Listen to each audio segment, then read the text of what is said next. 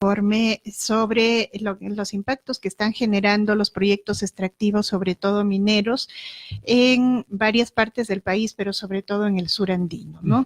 En el sur andino todos saben que hacia las zonas de Cusco, Apurímac, Arequipa, ¿no? Y Puno, básicamente, hay grandes megaproyectos desarrollándose y hay una serie de impactos no solamente a nivel territorial, ambiental, sino que se está atacando a las personas que están cuestionando de alguna manera estos impactos. Ni siquiera se oponen a la actividad, sino que se quejan por la serie de abusos y hechos que los perjudican a partir de estas actividades. Entonces, parece importante que estas cosas se vayan visibilizando porque en regiones como Ayacucho también la tendencia a imponerse estos proyectos extractivos es bastante probable, ¿no?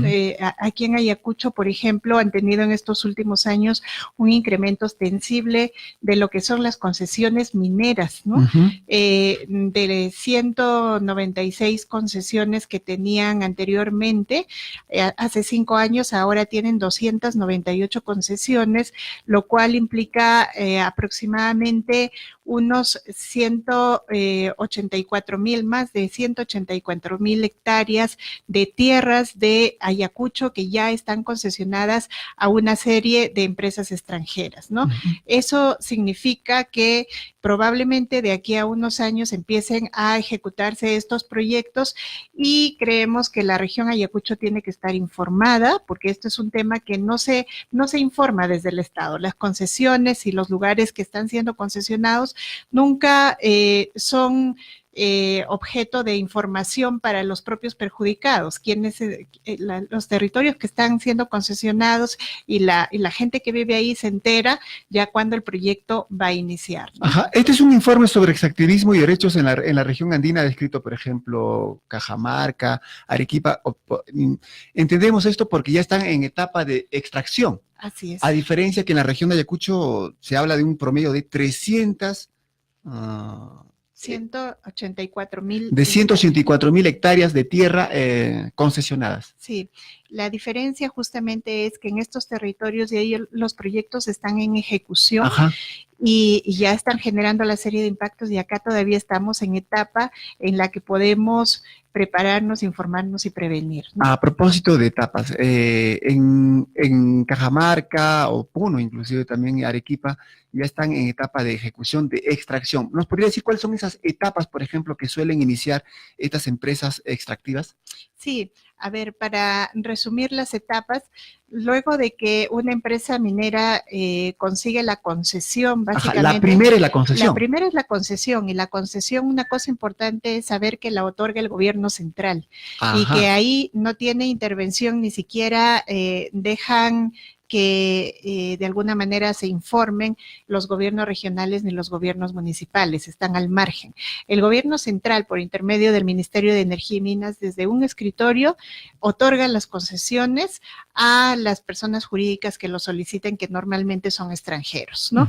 Después de la concesión, el concesionario ya puede solicitar empezar la exploración.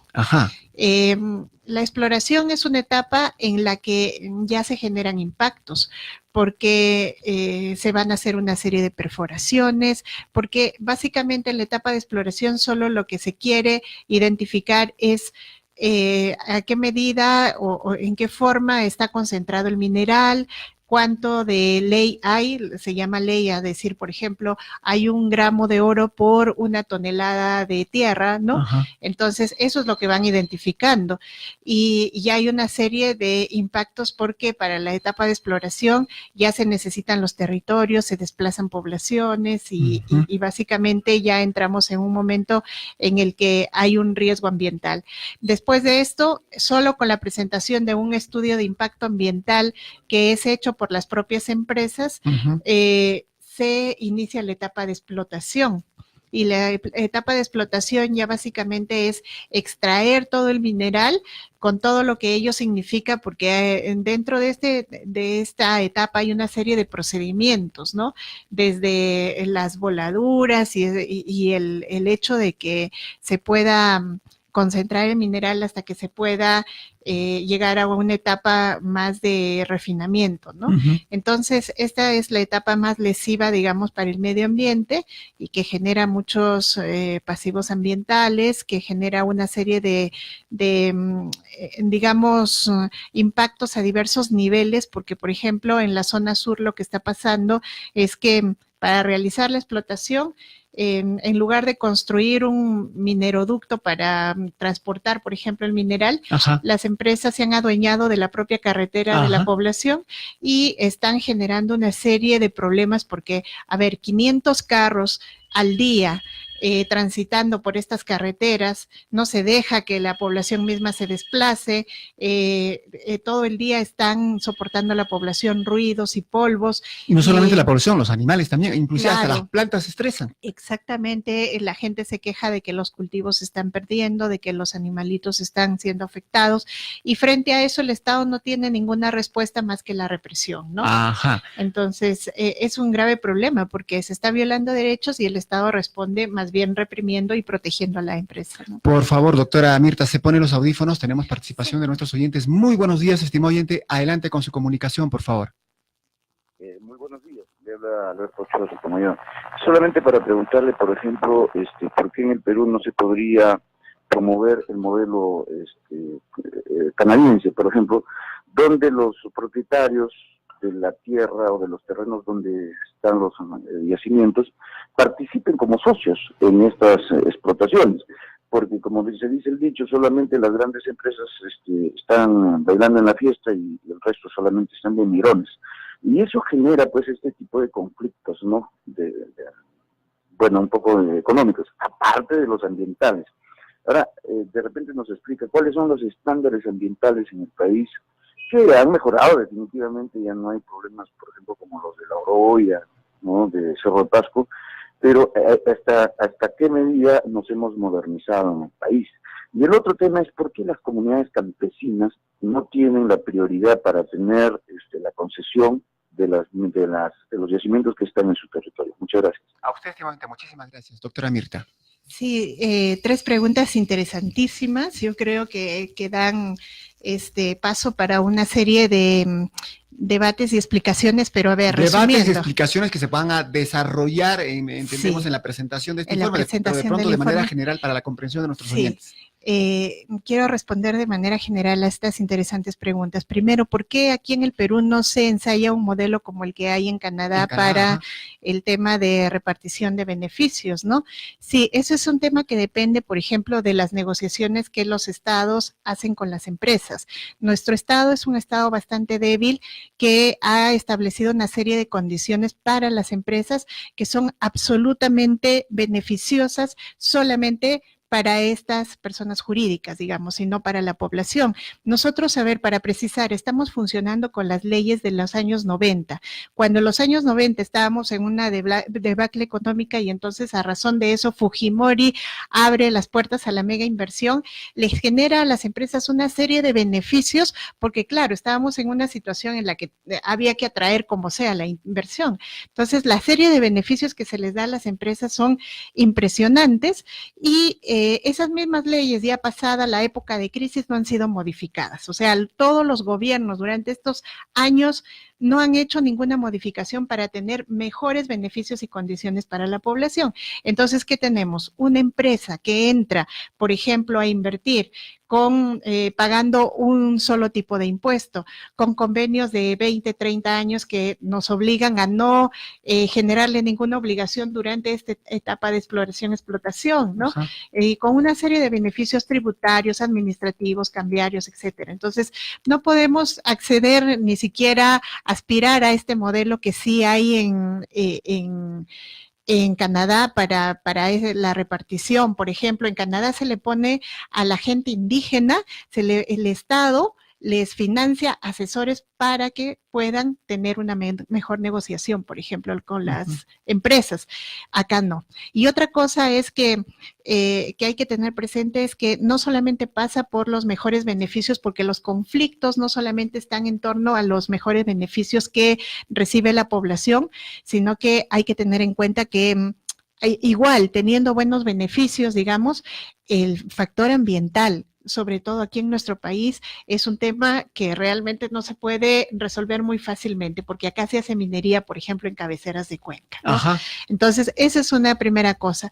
Respecto a la pregunta de qué estándares ambientales tenemos en nuestro país, yo lamento decir que lamentablemente nosotros estamos en un franco retroceso respecto a los estándares ambientales. En lugar de ir mejorándolos, los estamos empeorando. A ver, ¿por qué digo esto? Nosotros en nuestro país es verdad que no estamos en la época pues de cuando entró la Oroya y no había, ni siquiera se les exigía estudio de impacto ambiental a las empresas. Ahora sí se les exige. Sin embargo, en los últimos años, con el fin de beneficiar a las empresas, se ha ido flexibilizando este tipo de estándares. Por ejemplo, los estudios de impacto ambiental, que por el contrario deberíamos exigir que tengan una etapa mayor de revisión, ¿no? Ahora se nos da ¿cuánto? 30 días. Es imposible que un ciudadano, es imposible que una autoridad misma pueda revisar un estudio de impacto ambiental de más de 5,000 páginas técnicas para saber si está bien o no y si constituye una garantía de no contaminación, por ejemplo. Entonces, eso se ha ido restringiendo más. ¿Por qué? Porque hay la idea de que mientras más flexibilicemos estos estándares, las empresas van a venir mejor a invertir, Ajá. ¿no? Doctora Mirta, ¿a quién corresponde el diseño de estos estándares ambientales? Sí, a ver, y ahí... si su aprobación e implementación implica una ley. Sí, ¿cómo funciona esto de los estándares ambientales? Acá nosotros tenemos, sí es verdad que tenemos un Ministerio de Medio Ambiente, ¿no? Tenemos un Ministerio de Medio Ambiente, pero lo más curioso y lo más sorprendente es que el Ministerio del Medio Ambiente no es el que señala los estándares ambientales para cada uno de los sectores. ¿Quién es el que ¿Cómo señala? funciona esto? Nosotros tenemos un sistema ambiental sectorializado. Eso quiere decir que cada sector, por ejemplo, el sector energía y minas establece sus propios estándares. El sector, no sé, agricultura establece sus propios estándares ambientales. El sector salud establece sus propios estándares ambientales. El Ministerio de Medio Ambiente se ha querido que sea el que establezca un solo estándar. Sin embargo, los sectores no han querido y se resisten a eso, ¿no? Por ejemplo, el Ministerio de Medio Ambiente señaló y ha establecido estándares de calidad ambiental, ¿no? Pero Energía y Minas, por ejemplo, se niega a acoger estos estándares que el Ministerio de Medio Ambiente ha señalado porque le parecen que son muy exigentes, ¿no? Entonces, acá el gran problema en nuestro país es que tenemos un sistema sectorializado, también que viene desde la época de los años 90, en lugar de tener una sola autoridad ambiental que establezca estos mecanismos, digamos, para controlar. En nuestro país todavía no hemos desarrollado, por ejemplo, claramente cuál serían límites máximos permisibles, estándares de calidad ambiental, no se ha mejorado, por ejemplo, los mecanismos de control y fiscalización. El Ministerio de Medio Ambiente tiene un organismo que se llama UEFA, que intenta fiscalizar a los sectores y los sectores se resisten porque también tienen su propio organismo de fiscalización. Ahora, esos sistemas de medición no tienen una medida, no se establecen por normas, leyes. Sí, hay normas y porque leyes, ahí pero... habría una gran responsabilidad del Poder Legislativo, es decir, para el caso nuestro, de nuestros congresistas por la región de Ayacucho, porque la falta o la flexibilización de estos estándares ambientales vienen afectando muchas cabeceras de cuenca en nuestras provincias de la región de Ayacucho. Sí, y miren, ahí hay un gran problema, ¿no?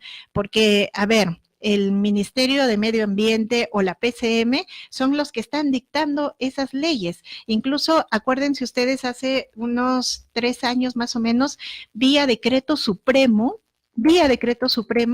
se dictaron lo que nosotros llamamos los paquetazos antiambientales, ¿no? Un conjunto de leyes que lo que hacía es flexibilizar las normas ambientales. Más aún. Más aún, por ejemplo, en ese paquetazo se estableció que las empresas ya no podrían ser sancionadas directamente cuando cometen un daño ambiental. ¿A qué se refiere esto? Antes, cuando una empresa, por ejemplo, contaminaba un río, por lo menos una multa le ponían. Con estas leyes, lo que se modificó y dijeron, no, es que tenemos que hacer o implementar un mecanismo preventivo. Entonces, si la empresa contamina, lo primero que se debe hacer es advertirle que lo pueda reparar. Y si ya es reincidente y no lo quiere reparar, recién se le aplica la multa. Pero además la multa, mediante estas leyes, se redujo al 30% de lo que antes se estaba imponiendo. Entonces, fue una aberración y eso vía decreto supremo. ¿Qué hacen los congresistas frente a eso? No tuvieron ninguna reacción, porque ahí el Congreso debió reaccionar y decir, a ver, en primer lugar, la legislación sobre temas, sobre todo sobre temas ambientales, tendrían que estar en manos de un poder como el legislativo, que es el que tiene que debatir si la ley es conveniente o no, y no permitir que el Ejecutivo, vía decreto supremo, imponga estas leyes, ¿no? Entonces, no hubo reacción del Poder Legislativo, porque también ahí hay muchos intereses, y con estas leyes básicamente hemos estado funcionando y somos los actores de sociedad civil que hemos estado interponiendo acciones legales para que se deroguen, etcétera. Algunas se han logrado derogar porque eran demasiado escandalosas, pero es terrible porque tampoco tienen reacción, por ejemplo, los gobiernos regionales, los gobiernos municipales, o cuando tienen reacción, inmediatamente el gobierno central los demanda, que es el caso de Cajamarca, ¿no? Ajá. En Cajamarca el gobierno regional se atrevió mediante una ordenanza, que también es una ley, y en virtud a las leyes generales que dice que también ellos pueden regular cuestiones ambientales, se atrevió, digamos así, a sacar la ordenanza que declaraba las cabeceras de cuenca como lugares de protección. Ajá. ¿Qué hizo el gobierno central? Nos demandó ante el Tribunal Constitucional y nos llevó a un juicio y el Tribunal Constitucional terminó dándole la razón al gobierno central diciendo que básicamente no correspondía pues que el gobierno regional se meta en una atribución que solamente debe ser del gobierno central. ¿Eso qué fue? Un clarísimo retroceso incluso al proceso de descentralización, el negarle a los gobiernos regionales que puedan intervenir en la gestión de sus territorios. Y frente a eso tampoco hubo reacción de los demás gobiernos regionales, ¿no? Doctora Mirta, interesante informe que nos permite tomar conocimiento sobre la realidad que viene atravesando el país como consecuencia de esta práctica extractivista y el abuso de poder contra defensores y defensoras de derechos humanos, territoriales y ambientales en la región de Ayacucho. Prácticamente nos resta 30 segundos para culminar el programa, pero esta tarde van a presentar este informe sobre extractivismo, abusos de poder contra defensores y defensoras de derechos humanos, territoriales y ambientales en la región andina. ¿Dónde y a qué horas, doctora Mirta? Sí, esta tarde estaremos presentando este importante informe a las 5 de la tarde en el Centro Cultural de la Universidad Nacional San Cristóbal de Huamanga. Todos están invitados, yo creo que incluso autoridades y aquellos que están postulando para un cargo público. Ajá. Es muy importante que estén informados de esta situación porque básicamente es prevenir cómo se va a gestionar el territorio aquí en Ayacucho de ahora en adelante. Ok, doctora, muchísimas gracias por su visita. Estaremos entonces también atentos a este importante evento que viene a ser la presentación de un informe. Que tenga un buen día, hasta una próxima oportunidad. Muchas gracias. 7 de la mañana con 59 minutos, hemos llegado a la parte final del programa. Agradecer vuestra preferencia y compañía. Nos reencontramos el día de mañana. Que tengan un buen día. Gracias por su sintonía. Los esperamos en una próxima edición de su programa Agenda al Día. Agenda al Día. En la Curazao, las ofertas como tienen que ser. Ultra HD Smart Hisense de 55 pulgadas a solo 1,799 soles. Además, 18 meses sin intereses en línea blanca, audio y video. La Curazao, palabra de confianza. Entérate más en lacurazao.pe. Aprovecha la Megalitro Cristal. Más chela pagando menos. Pídela en tu barrio a solo 6 soles.